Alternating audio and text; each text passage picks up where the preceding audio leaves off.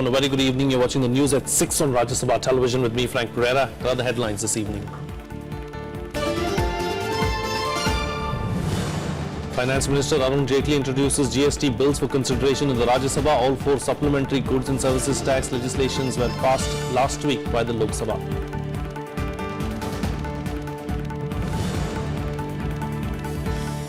External Affairs Minister Sushma Swaraj expresses pain over statements calling attacks on African nationals as xenophobic and racial, says probe in the matter is underway.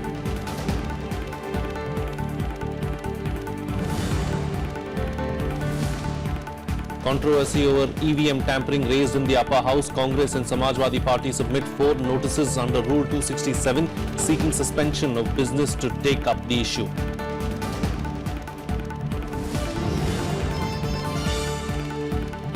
Finance Minister Arun Jaitley tables notification in the upper house to allow duty-free import of sugar. Government hopes to step will boost domestic supplies and arrest the price rise amid fall in output.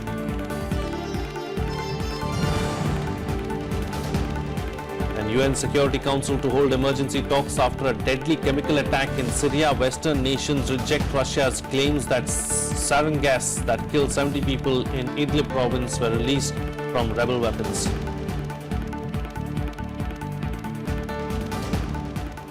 Well, Sushma Swaraj has expressed deep pain and surprise at the recent statements by African envoys calling attacks on their nationals in India as xenophobic and racial. Speaking in the Lok Sabha on the issue, the External Affairs Minister said that a probe in the matter is underway, but it is unfair to call the attack racist in nature before the investigations conclude. Making a statement in the Lok Sabha on the recent attack on African nationals in Greater Noida, External Affairs Minister Sushma Swaraj said it is not right to call the incident a racial attack until investigations in the matter conclude. Swaraj said that the government is committed to ensure the safety of all foreigners in the country. She also termed the recent statements made by African missions as unfortunate, painful and surprising. इस case में 6 लोग गिरफ्तार हो गए। जांच चल रही है। दूसरे सदन में जब ये सवाल उठा तो मैंने यही कहा कि जांच के परिणाम से पहले किसी अपराध को नस्ल भेद से प्रेरित कहना ये सही नहीं है। एमओएस वीके सिंह जी ने उनको बुलाकर बात की है और ये कहा है कि जो आपकी ये बयान है ये बहुत दुर्भाग्यपूर्ण भी है और हम लोगों को हैरत में डालने वाला भी है, क्योंकि भारत सरकार के द्वारा जो कार्रवाई की गई है उसको किसी भी शब्दों में इनएडिक्वेट नहीं कहा जा सकता।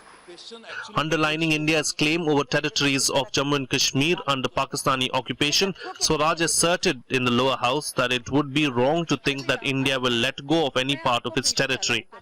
The statement comes amid moves by Islamabad to declare Gilgit-Baltistan region as the 5th province. जिस दिन पाकिस्तान का ये प्रयास अखबार में आया और हमें पता चला, बिना समय गवाए 5 मिनट के भीतर भारत सरकार ने उसको खारिज किया और जो उन्होंने कहा है कि दोनों सदनों का प्रस्ताव है, केवल लोकसभा का नहीं, लोकसभा राज्यसभा दोनों सदनों का, भारतीय संसद का ये प्रस्ताव है कि सारे का सारा कश्मीर हमारा है, पाक अधिकृत कश्मीर हमारा है, कि जहां हुए बलिदान मुखर्जी वो कश्मीर हमारा है, जो कश्मीर हमारा है वो सारे का सारा है। इसलिए इस सरकार के कार्यकाल में एक क्षण भी, इस सरकार के कार्यकाल में ये आशंका करना भी कि हम किसी हिस्से को जाने देंगे, ये अपने आप में बहुत ही गलत है। Further responding to supplementaries during the question hour, Swaraj informed the House that only 50 radicalized Indian youth have crossed over. She, however, did not specify where they had gone. Swaraj also told the House that India will host a conference of ASEAN nations on de-radicalization. क्योंकि कुल मिलाकर के अभी तक आंकड़ों के अनुसार 50 युवक रेडिकलाइज्ड होकर के उस तरफ गए हैं और उसका मेजर कारण है इंडियन एथोस, उसका मेजर कारण है हमारा संविधान धर्मनिरपेक्ष है। साथ साथ जो प्रशासनिक कार्रवाई राज्य सरकारों के साथ करनी है वो केंद्र सरकार पहले ही हर प्रदेश में कर रही है। In another response, Swaraj said Indian diplomats posted in conflict zones abroad are being provided additional security depending on the assessment of the local security situation. The minister said security to diplomats was a continuous process as threats are assessed periodically and the responses devised accordingly. Bureau Report, Rajya Sabha Television. Well, Finance Minister Arun Jaitley on Wednesday presented the Goods and Services Tax Bill for consideration in the Rajya Sabha. Earlier on March 29th, Lok Sabha passed 4 key GST bills rejecting amendments moved by the opposition. The bills are related to Central GST, Integrated GST, UT GST and GST compensation. The 4 GST bills were passed after an 8-hour marathon debate in the lower house. The government is targeting the rollout date of July 1st for the new indirect tax regime. This is a crucial step for the passage of the GST bill, as after this the government may bring back the bills to the Lok Sabha to pass amendments, if any, suggested by the upper house. If it passes a mandate and the verdict of the Election Commission of India. The anti-EVM chorus grew louder in the upper house on Wednesday.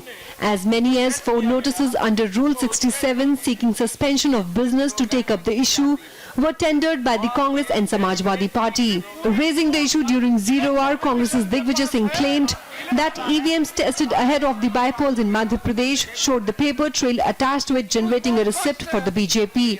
Leader of opposition in the upper house, Ghulam Nabi Azad, accused the government of selective manipulation in EVMs and demanded that ballot papers be used in the upcoming civic polls of Delhi and assembly polls of Gujarat and Himachal Pradesh. सबसे देश के सबसे बड़े state का मैं चोरी कर दी ताकि किसी को इसलिए ये ईवीएम मशीन का सिलसिला खत्म होना चाहिए और आने वाले इलेक्शन में जो हमारे ये बाई इलेक्शन जो चल रहे हैं इन बाई इलेक्शनों में भी ये ईवीएम खत्म होना चाहिए और गुजरात और हिमाचल में कोई ईवीएम मशीन का इस्तेमाल नहीं होना चाहिए. Samajwadi Party's Ram Gopal Yadav and BSP chief Mayawati also accused the government of tampering with EVMs to reap electoral dividends. ये deliberately programming की गई ऐसी, ये तो खुल गया इसमें अटेर के उपचुनाव में, वरना हर एक मशीन में 100 वोट, 50 वोट, 150 वोट पड़ने के बाद ये प्रोग्रामिंग की गई है कि निशान कहीं भी, बटन कहीं भी दबा जाए, वोट चला जाएगा. चिप और चिप का ठेका भी किस पे है ये बताने की कृपा करें. उत्तर प्रदेश में ईवीएम में बड़े पैमाने पर गड़बड़ी की गई है और इस मामले को लेकर हमारी पार्टी अदालत में भी जा रही है, लेकिन और चली गई है अदालत में. Refuting all charges, the government asserted that EVMs were tamper-proof and it is wrong to suggest that the BJP misuses them, since there are states where the party bit the dust during elections. कोई गड़बड़ी नहीं है, वहाँ जिस party का button दबाया उसका ही vote slip आया है, तो कोई घोटाला नहीं है, ये हमें समझना चाहिए. और इसलिए इसका आपको अगर जाना है तो इलेक्शन कमीशन चाहिए. कोई भी तर्क और कोई भी तथ्य ये पूरी की पूरी चर्चा में ईवीएम मशीन हमारे देश की चुनाव व्यवस्था पर कोई नहीं दे पाया. एक चीज. दूसरी चीज ये कि ये सवाल सरकार पर नहीं है, ये सवाल जनता पर है, ये सवाल चुनाव आयोग पर खड़ा किया जा रहा है. The chair also rejected the notices and urged the members to take up the issue with the Election Commission of India. I heard you. I know your subject. I also said, why don't you have to take it up with the Election Commission? Despite the government's assurances and the chair's attempts to move ahead with the proceedings, members of the Congress, Samajwadi Party and BSP trooped into the well of the house. The opposition's protest disrupted proceedings of the house during 0 hour as the chair adjourned the house briefly. House adjourned up to 11:30. Up to 11:30. Kriti Mishra's report for Rajya Sabha TV. Well, the government today allowed duty-free import of raw sugar up to 5 lakh tons. The duty-free imports will be allowed until June 12th. Here's more.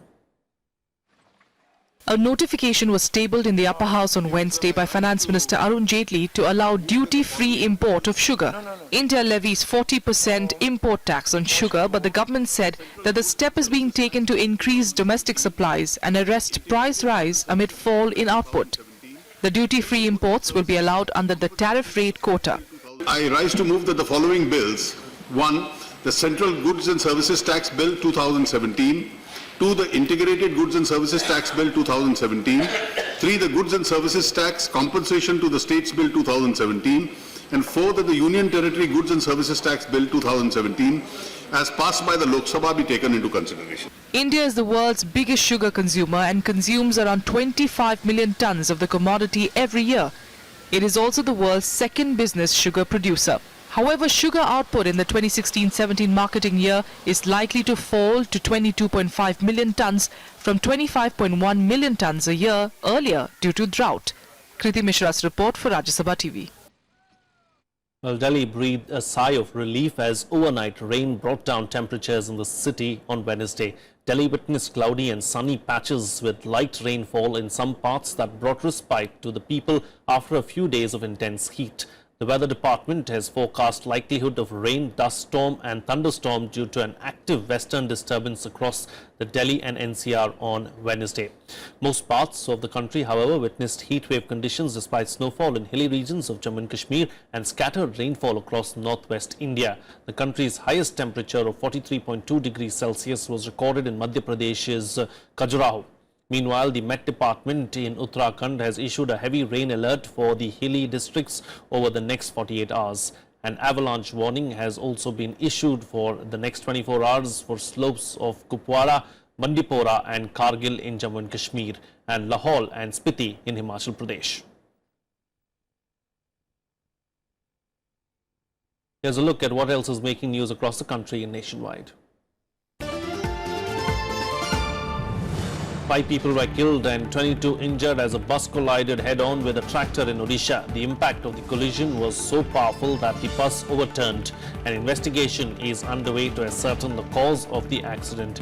Meanwhile, Odisha Chief Minister Naveen Patnaik expressed grief over the accident and announced compensation of 2 lakh rupees to families of the deceased.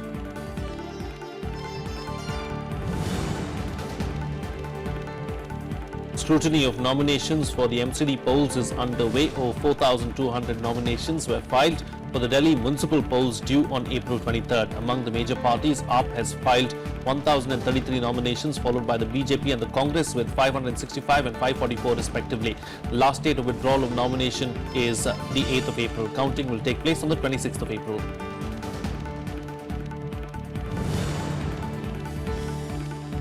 Pakistani troops violated the ceasefire in Degwar sector of Poonch in Jammu and Kashmir this morning. Indian troops retaliated and the gunfire exchange continued till last reports came in. This is the 4th ceasefire violation by Pakistani troops in the last 48 hours.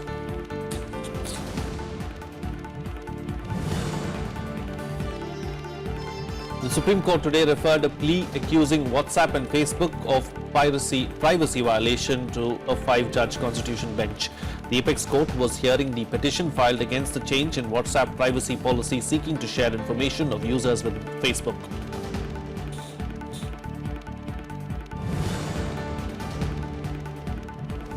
Himachal Pradesh Chief Minister Veerbhadra Singh has filed an appeal in the Supreme Court challenging the Delhi High Court order which had refused to quash the FIR in the disproportionate assets case.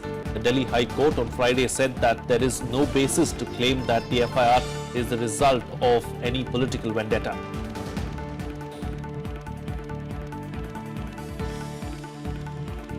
Well, it's time for a short break now, but news and updates will continue on the other side. Stay tuned, we'll be right back.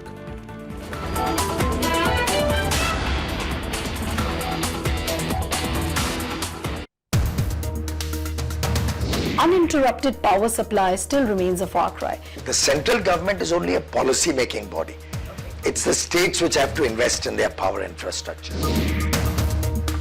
What about the hydropower? We see that is untapped as compared to wind and solar. Unless you resolve the past legacy, no new investor is going to come in and put good money.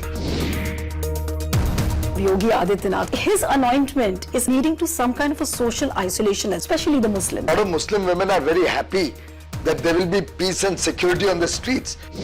Watch to the point with Minister of State for Coal, Power, New and Renewable Energy, Piyush Goyal, only on Rajya Sabha television.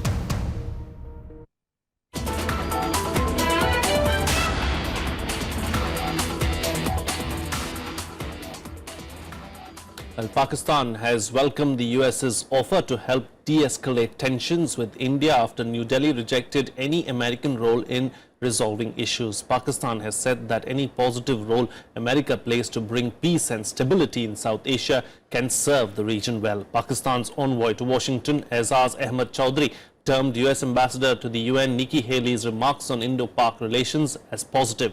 Haley has said that on Monday that the US would try and find its place in efforts to de-escalate tensions between India and Pakistan. Pakistan's support for third-party mediation comes after India rejected any role for the US in Indo-Pak issues. MEA spokesperson Gopal Bagle said, and I quote, "The government's position for bilateral redressal of all India-Pakistan issues in an environment free of terror and violence hasn't changed. We, of course, expect the international community and organizations to enforce international mechanisms and mandates concerning terrorism emanating from Pakistan, which continues to be the single biggest threat to peace and stability in our region and beyond." Nikki Haley's remarks signaled an appeal, or rather an apparent change in the US stance of not engaging in Indo-Pak disputes. I think it's absolutely right, and this administration is concerned about the relationship between India and Pakistan, and very much wants to see how we de-escalate any sort of conflict going forward. So I would expect that the administration is going to be in talks and try and find its place to be a part of that. We don't think we should wait until something happens. We very much think that we should be proactive in the way that we're seeing tensions rise and conflicts start to bubble up, and so we want to see if we can be a part of that. So I think that that will be something that you will see members of the National Security Council participate in, but I also wouldn't be surprised if the President participates in that as well. Well, more than 70 people have been killed and dozens wounded in a suspected chemical attack in Syria's rebel-held Idlib province. The West claims that the attack was carried out by Syrian government forces. An emergency UN meet is currently underway to discuss the deadly attack. A day after 70 people died in a chemical attack in Syria's rebel-held Idlib province, tributes were paid to the victims at an EU-brokered conference. The UN, that is holding an emergency meeting in response to the attack, said the incident confirms that war crimes are still continuing in Syria. Injured victims described the after effects of a huge explosion that killed scores of people. The US believes that deadly sarin gas was used in the attack.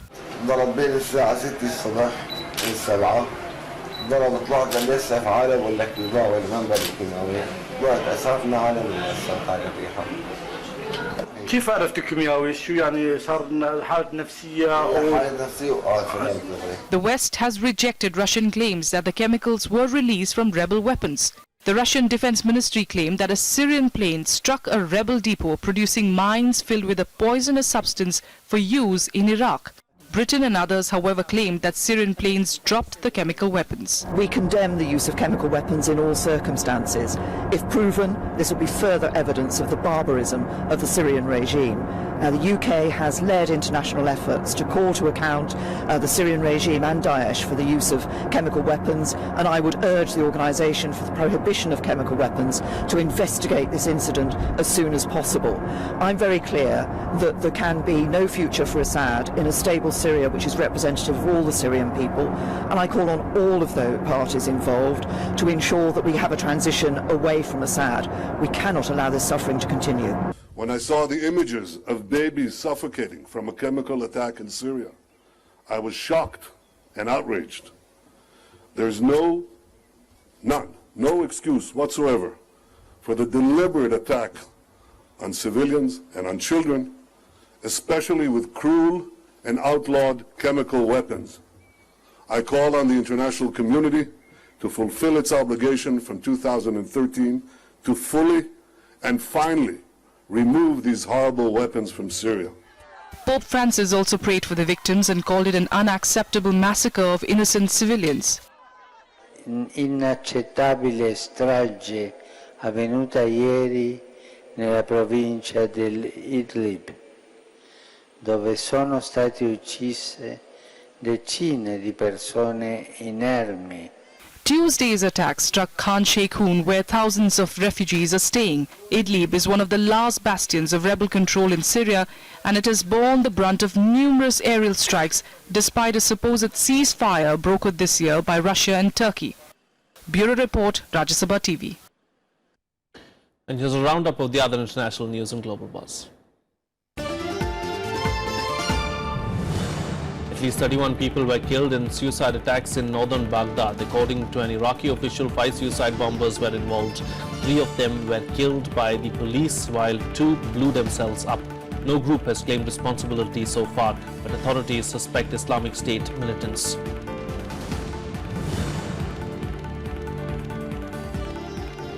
A suicide bomber killed at least 6 people and wounded 18 when he blew himself up near an army vehicle in Lahore, in Pakistan today.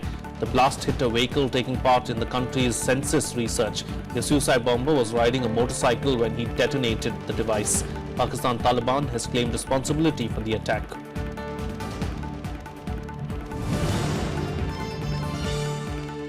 North Korea fired a ballistic missile today from its east coast into the Sea of the Peninsula. This comes a day before a summit meeting between US President Donald Trump and Chinese President Xi Jinping. The two leaders will talk about adding pressure on North Korea to drop its nuclear arms development projects.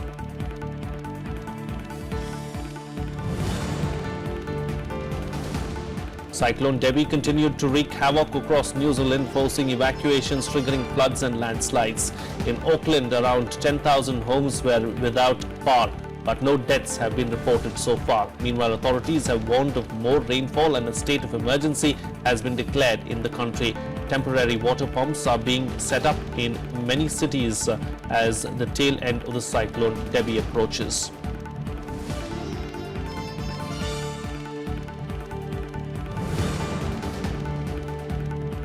Russia has arrested 6 people in St. Petersburg on suspicion of aiding terrorist activities. According to the investigative committee, the arrested men hail from former Soviet Central Asian republics.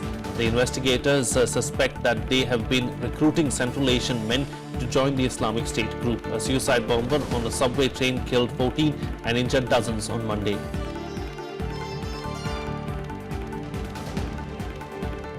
Well, former world number 1 Saina Nehwal and PV Sindhu made shock exits from the Malaysian Open Super Series Premier Tournament on Wednesday. Saina lost to 4th seeded Akane Yamaguchi 21-19, 13-21, 15-21, while Sindhu went down to China's Chen Yufei 21-18, 19-21, 17-21. Last week, Saina Nehwal lost to PV Sindhu in the quarterfinals of the Indian Open Series. Sindhu went on to beat Olympic champion Carolina Marin to win her maiden India Open. There was some good news for the Indians, however, as Ajay Jairam went through to the next round of the Malaysia Open, beating China's Qin Bin 21-11, 21-8. Well, thousands of devotees took part in the Rukuna Rath Yatra in Bhubaneswar on Tuesday. This is an annual festival in which the deities take the chariot and travel a distance of about 2 kilometers to reach the Mausima temple, where they will stay for 5 days. Here's a look.